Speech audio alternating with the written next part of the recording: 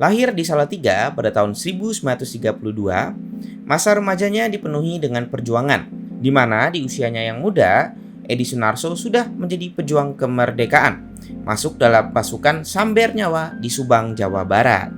Bertugas sebagai pembawa pesan antar pasukan, membuat Edi ditangkap dan menjadi tahanan tentara Belanda. Namun, beliau melihat momen tersebut bukan sebagai momen sial, tapi menjadi momen berkat, di mana beliau menggunakan waktunya untuk mengikuti sejumlah pelatihan, seperti pelatihan bahasa Inggris, bahasa Indonesia, matematika, hingga menggambar. Pada tahun 1950, setahun setelah dibebaskan dari penjara, Edi pergi ke Jogja untuk bertemu dengan teman-teman seperjuangannya. Namun setibanya di Jogja, para koleganya sudah balik ke Bandung. Di Bandung inilah Edi bertemu dengan sang maestro Hendra Gunawan yang mengubah hidupnya. Melalui dukungan Hendra Gunawan, Edi melanjutkan studinya di ASRI yang sekarang menjadi ISI. Suatu ketika Presiden Soekarno datang ke studio Hendra, di mana beberapa seniman sedang bereksperimen membuat patung di studio tersebut, termasuk Edi Sunarso yang tinggal di rumah Hendra. Disinilah patung Edi dilirik oleh Soekarno dan diminta untuk membuat monumen-monumen serta patung yang menjadi ikon hingga saat ini. Dari patung Selamat Datang, patung Pembebasan Irian, patung Dirgantara, dan masih banyak lagi. Pada tahun 1954, Edi Sunarso mendapat beasiswa untuk melanjutkan studinya di Visva Bharati di India.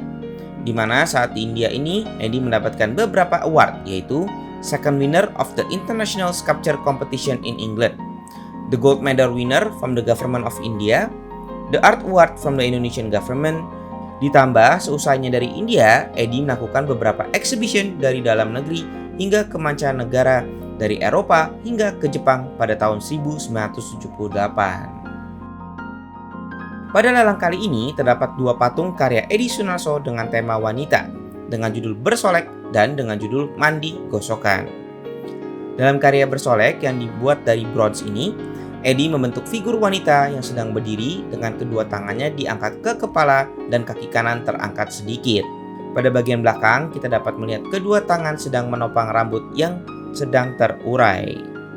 Dengan mata tertutup dan kepala yang terangkat ke arah kiri mengekspos lehernya, menunjukkan kepercayaan diri akan kecantikannya. Setiap lekukan dari otot, pakaian, hingga rambut dibentuk dengan halus sehingga tidak ada detail yang terlewatkan. Dengan tinggi 165 cm dan masuk ke dalam buku Edi Sunarso Seniman Pejuang, membuat karya ini menjadi salah satu karya yang sangat langka.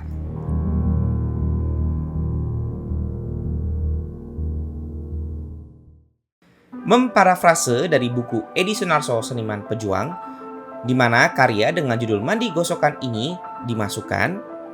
Karya Mandi Gosokan merupakan salah satu karya yang mengambil inspirasi dari keseharian atau hal-hal yang sering ditemui, menunjukkan sisi kesederhanaan dari sang maestro Edi Sunarso. Namun dalam karya ini, Edi juga menunjukkan kedekatan dan kepercayaan antar kedua wanita.